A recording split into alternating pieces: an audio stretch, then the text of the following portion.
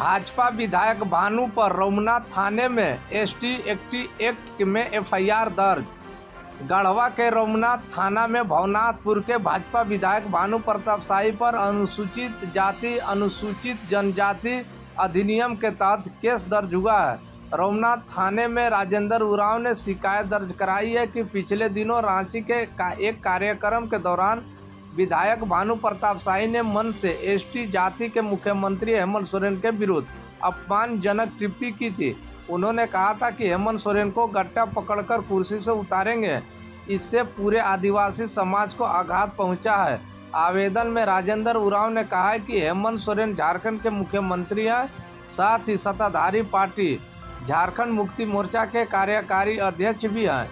वर्तमान में आदिवासी समुदाय के सबसे बड़े और लोकप्रिय नेता भी हैं, लेकिन शाही ने मुख्यमंत्री को अपमानित करने के नियत से इसे टीपी को आदेश के कई न्यूज़ चैनलों और सोशल मीडिया प्लेटफॉर्म से प्रसारित किया गया है। राजेंद्र उरांव ने विधायक भानु प्रताप शाही के विरुद्ध भारतीय न्याय संहिता 2023 अधिनियम सूचना प्रौद्योगिकी अधिनियम की धाराओं के अंतर्गत प्राथमिक दर्ज कर उचित कानूनी कार्रवाई करने की मांग की है। इस संबंध में गढ़वा में एसपी दीपक पांडे ने कहा है कि रमना थाना में विधायक के खिलाफ मामला दर्ज हुआ है। जांच के बाद आगे की कार्रवाई की जाएगी। झारखंड में एनआई ने मारा रेड। मैकलूसीगंज और चंदवा पहुंची जांच एजेंसी। टेंडर फंडिंग को लेकर छापेमारी की संभावना। एनआईए ने आज झारखंड के 2 शहरों में अहले सुबह दस्तक दी है। राज्य के मैकलूसीगंज और चंदवा पहुंची जांच एजेंसी सुबह 5 बजे से छापेमारी कर रही है। यह छापेमारी टेंडर फंडिंग को लेकर किए जाने की बात सामने आ रही है। बीते 5 घंटे से छापेमारी जारी है। जानकारी के मुताबिक एनआई सुबह 5 बजे ही इन जगहों पर पहुंची। एनआई की टीम अलग अलग वाहनों से पहुंची है। प्रतियोगिता में हारे बच्चे शिक्षक ने बेल्ट रोड से मारा। डीएवी गांधीनगर का मामला। इवेंट हिस्सा लेने बोकारो गए थे छात्र, शिकायत दर्ज। राजधानी रांची के गांधीनगर डीएवी के खेल शिक्षक आयुष पर एक्सपोर्ट इवेंट में हारे हुए बच्चों की पिटाई का आरोप लगा। जिन बच्चों की पिटाई आरोपी शिक्षक ने की है, उनके अभिभावक ने लिखित शिकायत बोदा थाने में की है।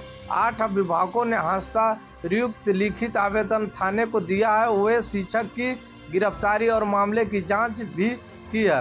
हालांकि इस मामले को लेकर स्कूल की ओर से कोई आधिकारिक बयान सामने नहीं आया है।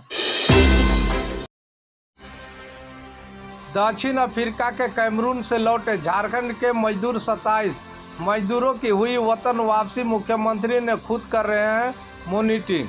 रोजगार की तलाश में दक्षिण अफ्रीका के कैमरून में फंसे झारखंड के 27 मजदूरों की वापसी हो गई है। इसमें गिरिडीह के 4, हजारीबाग के 5 और बोकारो जिला के 18 मजदूर शामिल हैं। सभी 27 मजदूर बॉम्बे मेल ट्रेन से आज पहले सुबह गिरिडीह के पारसनाथ स्टेशन पहुंचे हैं, जहां श्रम सचिव और डीसी ने सभी स्कूलों को फूल माला पहनाकर संकुशल वापसी होने पर स्वागत किया।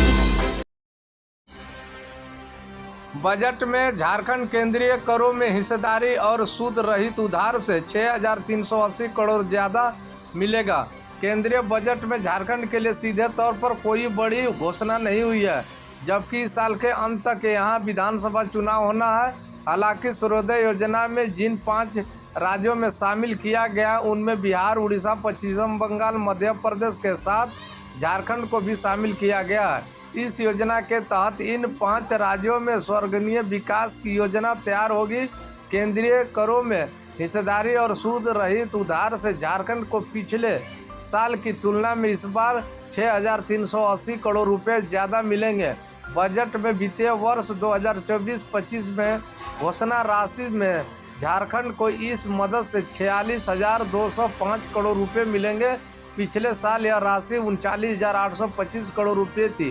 केंद्रीय करों में हिस्सेदारी में राज्य को 4720 करोड़ और स्पेशल स्कीम के लिए सूद सहित उधार मद में इस साल 16 1660 ज़्यादा मिले। यानी इस बार केंद्रीय करों में हिस्सेदारी मदद से राज्य को 41,245 करोड़ मिलेगा। यह अंतिम बजट में घोषणा राशि से 907 करोड़ ज़्यादा है। वित्त वर्षीय 2023-24 के ईद मद से राज्य को 36,525 करोड़ रुपए मिले थे। वही सूद सहित उधार मद से इस बार 49,060 करोड़ रुपए मिलेंगे, जो अंतिम बजट की तुलना में 661 करोड़ और पिछले साल में मुकाबले में 1660 करोड़ ज़्यादा है। पिछले साल यह राशि 3300 रुपये थी।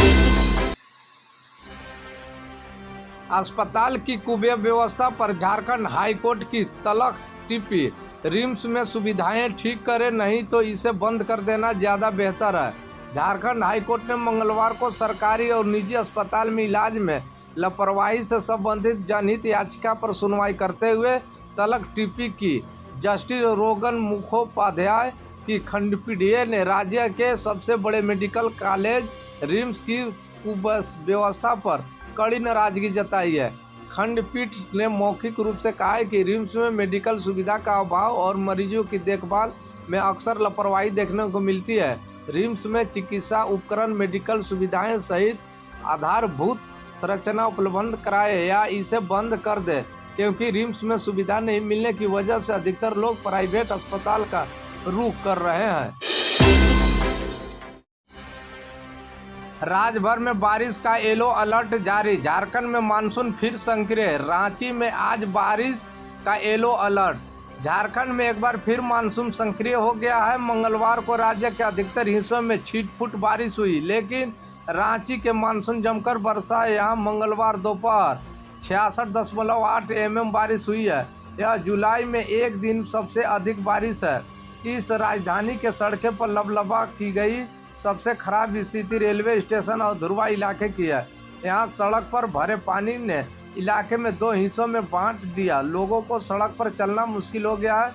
मौसम विभाग के मुताबिक बंगाल की खाड़ी में निम्न दबाव का क्षेत्र बनने के कारण झारखंड में मानसून फिर से सक्रिय हुआ है।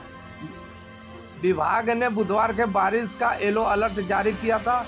बुधवार को रांची, खूंटी, रामगढ़, चतरा, पलामू, गढ़वा में भारी बारिश का येलो अलर्ट जारी किया था। जिसके अलावा पूर्वी सिंहभूमि, पश्चिमी सिंहभूमि, सिमडेगा, सरायकेला, खरसावा में भारी बारिश होने की संभावना की गई। विभाग के अनुसार रांची में 29 जुलाई तक हल्के से मध्यम दर्जे की बारिश होने की संभावना है। रेडियो सब इंस्पेक्टर की नियुक्ति को चुनौती देने वाली याचिका खारिज। कोर्ट ने कहा शर्तों को पालन नहीं किया। झारखंड हाईकोर्ट ने पुलिस रेडियो सब इंस्पेक्टर की नियुक्ति को चुनौती देने वाली याचिका मंगलवार को खारिज कर दिया। जस्टिस अंबुजनाथ की कोर्ट ने कहा कि प्रार्थियों ने विज्ञापन की शर्तों का पालन नहीं किया था। ऐसे में झारखंड कर्मचारी चयन आयोग जेएसपी की ओर से उम्मीदवारों का आवेदन खारिज किया जाना सही था। इस संबंध में शैलेंद्र कुमार शर्मा व अन्य ने याचिका दायर की थी। इसमें कहा गया था कि प्रार्थियों ने वर्ष 2017 से जेपीएससी की ओर से पुलिस रेडियो सब इंस्पेक्टर की नियुक्ति के लिए निकाले गए विज्ञापन के आधार पर आवेदन किया गया था। वे परीक्षा में शामिल हुए और इसमें सफल भी हुए थे, लेकिन जेपीएससी ने यह कहते हुए आवेदन रद्द कर दिया कि उन्होंने विज्ञापन की शर्तों के अनुसार योग्यता हासिल नहीं की है और समकक्ष योग्यता का प्रमाण पत्र पेश किया है। जांच में खुलासा। 3 साल पहले सरकार ने खरीदी 75 लाख की दवाएं एक्सपायर हुई तो स्टॉक खाली करने के लिए जला दी। गरीबों को नियुक्त चिकित्सा उपलब्ध कराने के लिए हर साल करोड़ों रुपए के खर्च से खरीदी जाने वाली दवाइयां जरूरतमंदों तक पहुंचाने में बजाय जला दी जा रही है। अब तक यह सरकार ने भी मानी है। स्वास्थ्य विभाग ने दवाओं को स्टोर करने वाली एजेंसी JSIPCL 18 जुलाई को पत्र लिखकर बताया था कि 75 लाख रुपए खर्च कर जो दवाएं साल 2021 में खरीदी गई थी, ये दवाएं मार्च 2024 में नामकोम स्थित स्टेट वेयर हाउस के समीप जली हुई मिली। इस मामले में जांच करवाई की रांची समेत 6 जिलों में आज भारी बारिश का अलर्ट। 29 जुलाई तक ऐसा ही रहेगा मौसम। राज्य में अब भी 50% कम हुई है बारिश। झारखंड में एक बार फिर मानसून सक्रिय हो गया है। मौसम विभाग के मुताबिक बंगाल की खाड़ी में लो प्रेशर के क्षेत्र बना हुआ है। इस वजह से झारखंड और बिहार के दक्षिणी हिस्सों में 29 जुलाई तक बारिश की संभावना बन रही है। विभाग के मुताबिक आज रांची समेत झारखंड के 6 जिलों में भारी बारिश की संभावना है। इसे लेकर मौसम विभाग ने येलो अलर्ट जारी किया है। इसी बीच जामताड़ा, पलामू और बोकारो में भारी बारिश शुरू हो गई है। इन जिलों में रांची, खूंटी, रामगढ़, पलामू, चतरा और गढ़वा में भारी बारिश का येलो अलर्ट जारी किया गया है। इसके अलावा पूर्वी सिंहभूमि, पश्चिमी सिंहभूमि, सिमडेगा और सरायकेला खरसावां में भी भारी बारिश होने की संभावना जताई गई है। मौसम विभाग ने रांची में 29 जुलाई तक हल्के से मध्यम दर्जे की बारिश होने की संभावना जाहिर की है।